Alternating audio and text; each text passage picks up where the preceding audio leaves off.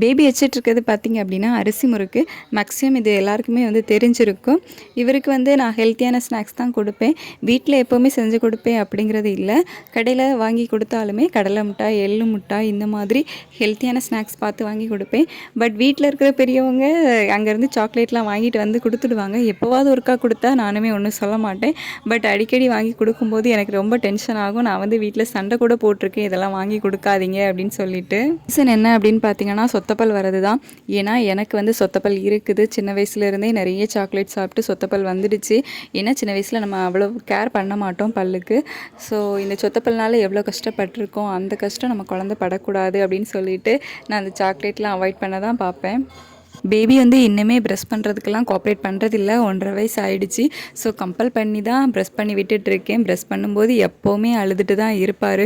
So உங்கள் வீட்டில் எப்படி அப்படின்னு சொல்லிட்டு கீழே கமெண்ட்டில் என் கூட ஷேர் பண்ணிக்கோங்க.